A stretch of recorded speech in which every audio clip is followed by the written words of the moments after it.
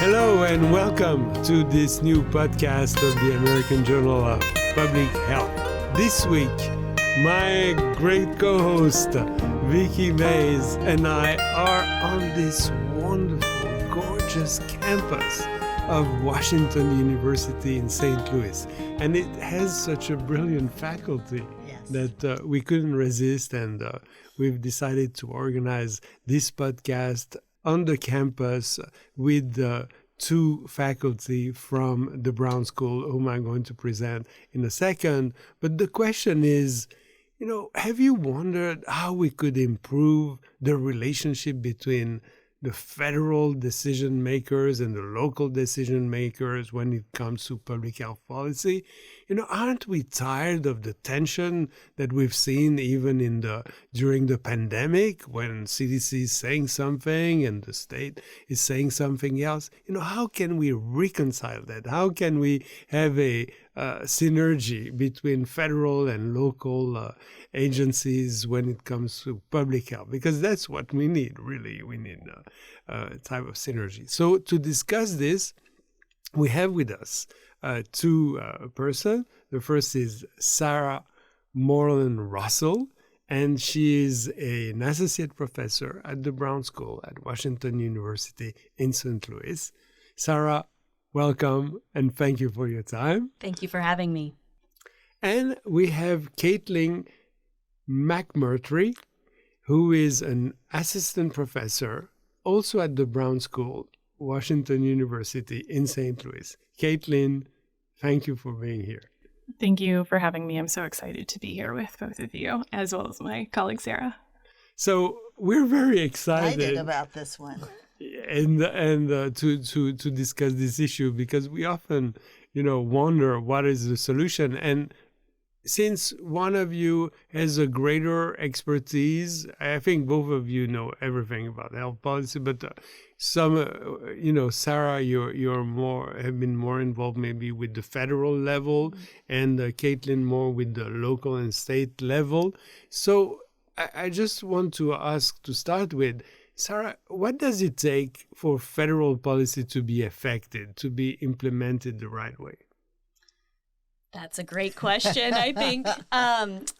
First, I think part of the policy process, especially when it involves the federal policymaking body and Congress, it's so important. And I had a stint of time working in the Senate with the federal government, and it's so important from the very beginning of the policymaking process for implementers to be invited in from the very onset, from the very beginning of the design.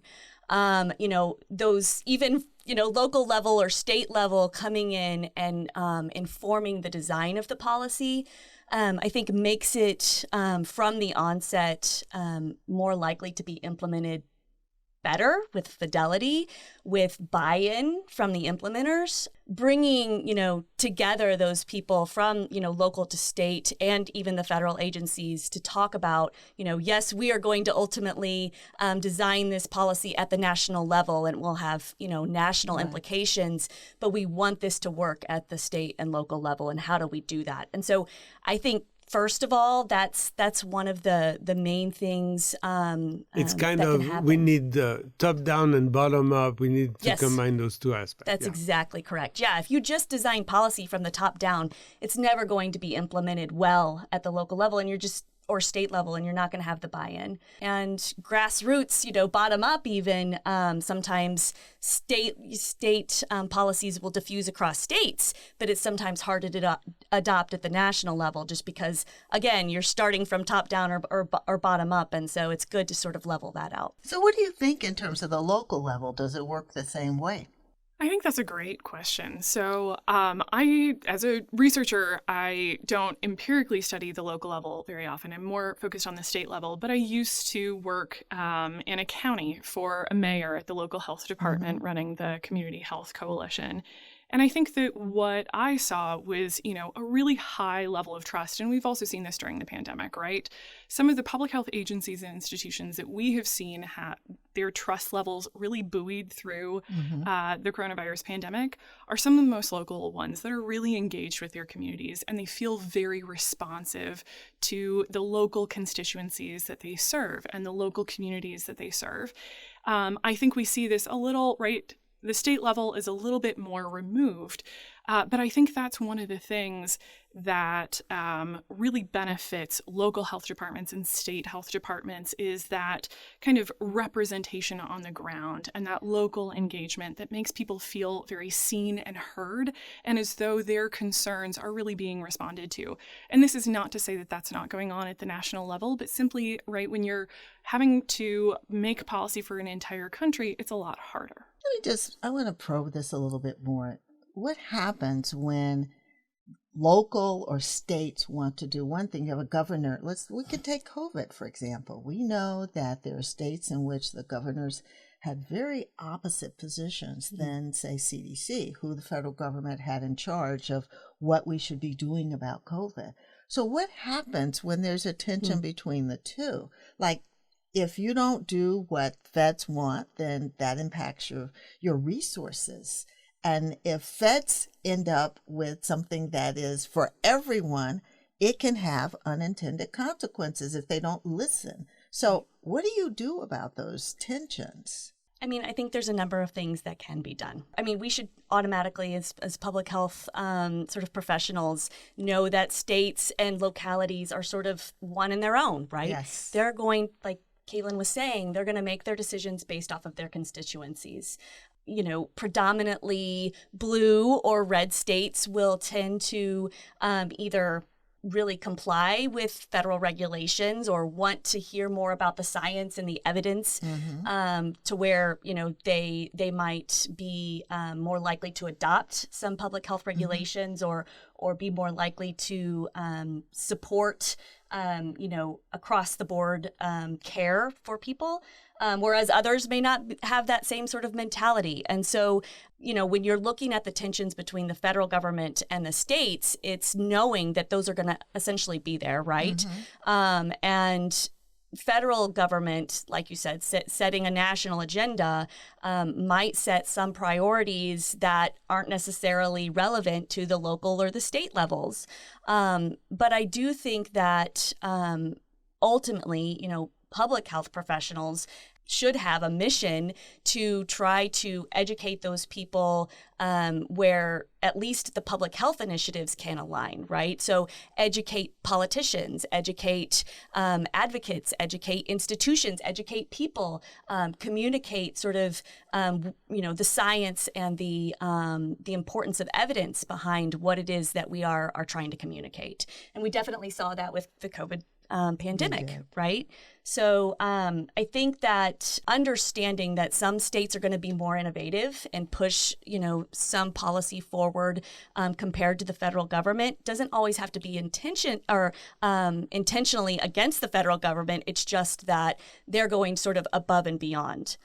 The only problem then, of course, with that is then there's this creation of inequities, the potential for inequities, right? If some states are implementing more innovative or protective policies and some are not, then you can ultimately create inequities among those populations, right, in different states. And so understanding that as an unintended consequence is also extremely important, and being able to continue to push states, I think, and localities to adopt evidence-based processes and policies is really, really important, and something I think that maybe public health professionals in the past haven't really gotten engaged in as much, the political process, and certainly could do more on that side. So let's hear what the local. Well, you know, I want to point out the framing of your question as well, which I really appreciate, right? We're talking about a public health agency at the federal level and politicians, right, at the state and sometimes the local level, governors and mayors. And I think one of the things that we know from the emerging literature coming out during and sort of after in the later stages of the pandemic are that when public health messages come from politicians, they are interpreted as political messages first and public health messages second, right? And it can be incredibly corrosive to trust. So I think that if you were to examine, for example, how well the CDC works with its partner organizations in the state, right? Mm-hmm. So the CDC working with state health departments, you don't necessarily see a lot of conflict. And I think one of the things we have to think about moving forward is how we depoliticize public health messages. And this is not necessarily to try and take politicians out of the equation completely, because they will never be. But how do we move some of the public health decision making back to health authorities and health agencies, where also there is more trust? Polling indicates, right, that people feel like public health people and doctors, they know the science best, and they're more likely to make policies on the science itself rather than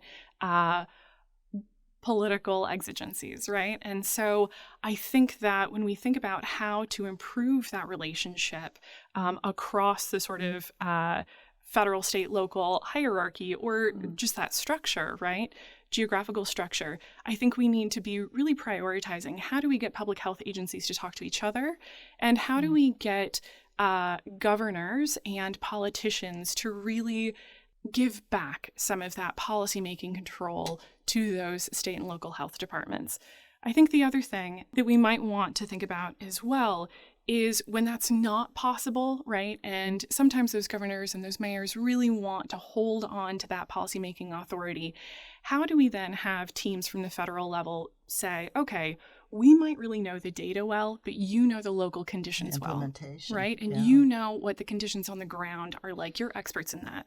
And so how can we really partner to translate that best so that we have really good science, but in a way that makes sense implementation-wise for what you're seeing on the ground? Yeah.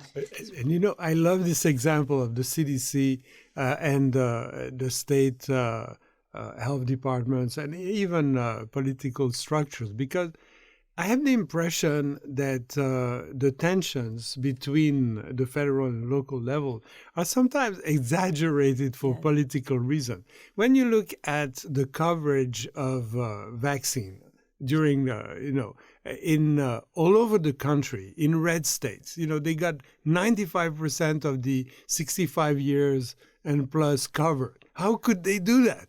They couldn't do it without the CDC, without its program, especially the red states that had, relatively weak public health infrastructure, but they had pharmacies, etc., so they could create those links. But then they say, well, they don't trust the federal government, but actually they used it all along to get those. So is there more common activity between the federal and the local level than politicians usually say? Oh, absolutely. I would say anyway. I think that's the way public health infrastructure works. I think a lot of people don't understand what goes on a day-to-day basis between the executive branch at the federal level all the way down to the state and local levels. I think there's a lot of collaboration. There's a lot of great work being done that is often cast aside in order to, highlight something that maybe isn't as positive to catch the news, right? It tends to be when things are successful, they don't often get the spotlight in the media, right? But if something is polarizing or if something will gather response from either side, it tends to get into the media. And so I think I completely agree with Caitlin that, depolarizing or taking some of the politics out of the public health message is really, really important, while understanding the importance of politics and how to navigate that and how to overcome sort of, whether it be through messaging or through other techniques, to be able, to overcome negativity and promote that positivity. Can you help people to understand this concept of evidence-based policymaking, that was passed in order to have, greater decision-making based on the science and not whether you're red or blue or what have you?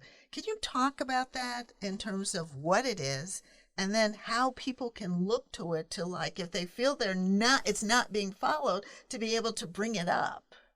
I'm not sure that I'm familiar with the specific policy that you talked about being passed, right? But certainly as a public health researcher, I think of evidence-based policies as sort of, all right, we synthesize the data, we have a good understanding of what the literature tells us, and we're going to try and make policy that aligns with that scientific knowledge.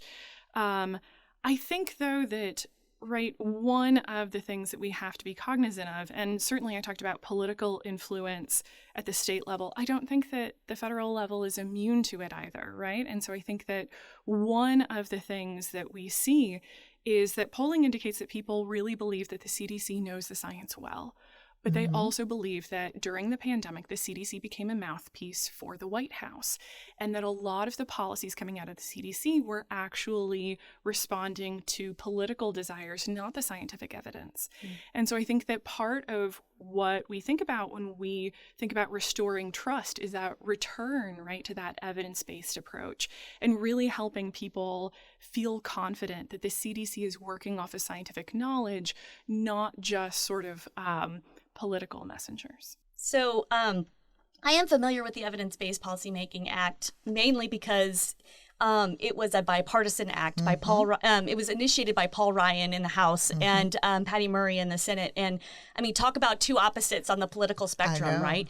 And how many people actually know about that act? My point exactly on the successes of public health and of science and informing and making sure that we are doing evidence-based policy, right, on a regular basis. And I've followed it over the last 5 years since it's been implemented, and they are putting evaluation processes in place, which at the federal level, they are developing data infrastructure to make sure that we have the data to then be able to develop further evidence-based policies, right, and inform and see what's going wrong or right in the policies that are currently implemented. I feel like that was a huge success for public health and health in general. I agree. That should be celebrated on a regular basis and should be built upon. Yes, we've built now these evaluation processes and these data and this data infrastructure.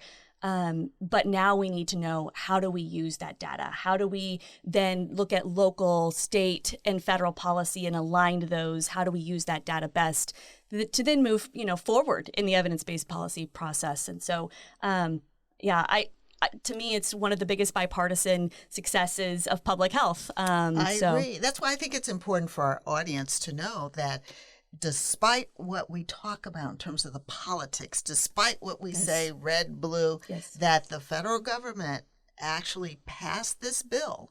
And the bill, right now, almost all of the policymaking decisions that go on, they're really supposed to be a plan. They're supposed to be evaluated. So as public health experts, we can then also chime in if we can see that data. So I think that that's important as well. I agree. And I think this discussion reminds me of another debate that there is, because what we're saying here is that public health and public health at the federal and local level grows, but it's hidden. It's a grow and hide policy for public health that is actually almost, visible in every field of public health. And some people say, no, we should move away from this. We should reveal and act, and mobilize. Yeah. So what do you think? Should we continue the grow and hide because it seems to work on some level, or should we change the type of approach that we have?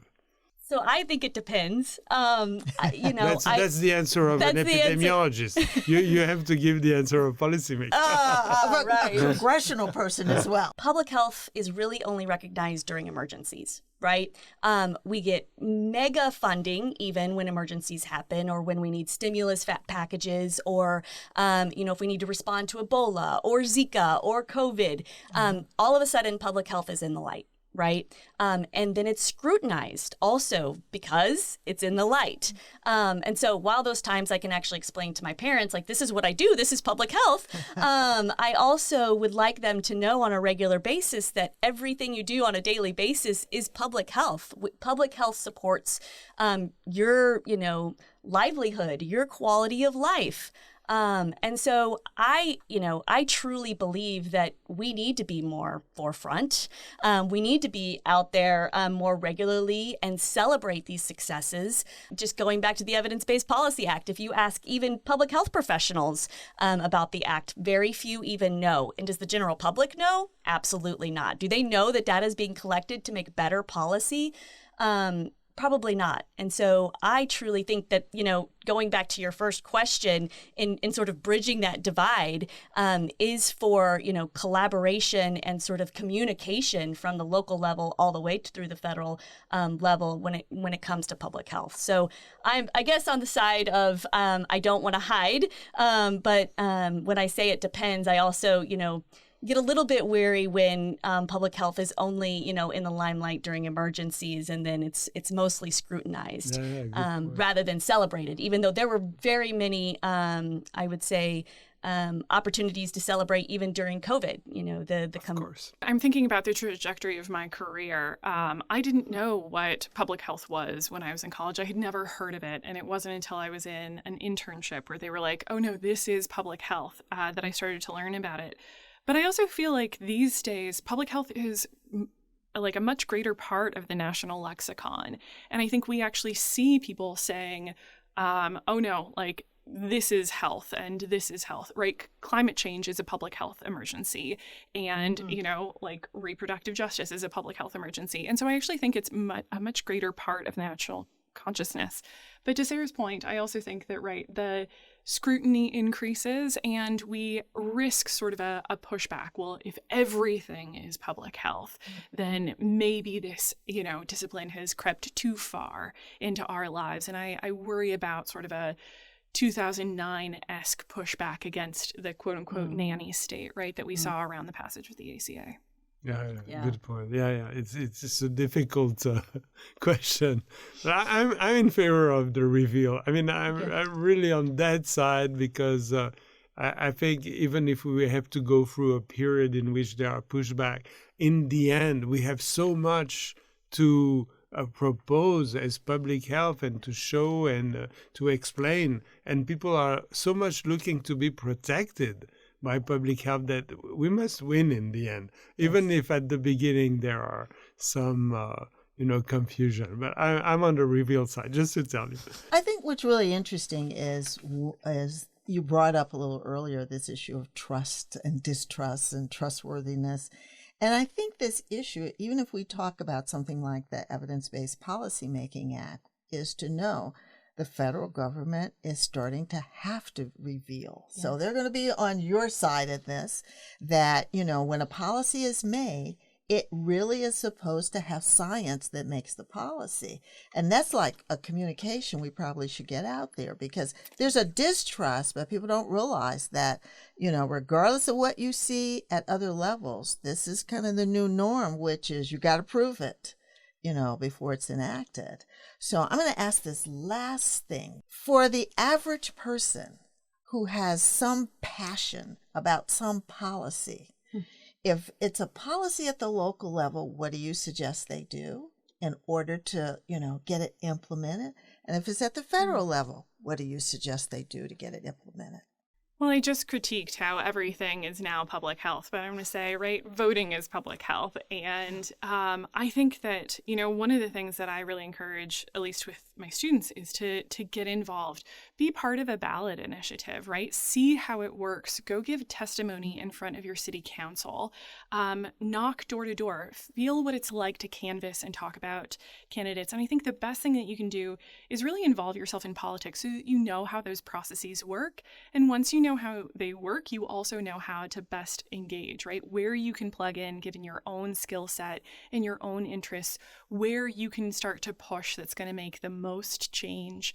I think, at the local level, I don't think that people understand how fast policy moves, right? A lot of city councils are like 11, 13 people. And so you're talking about a 6-person majority, right? A 7-person majority. That's all you need.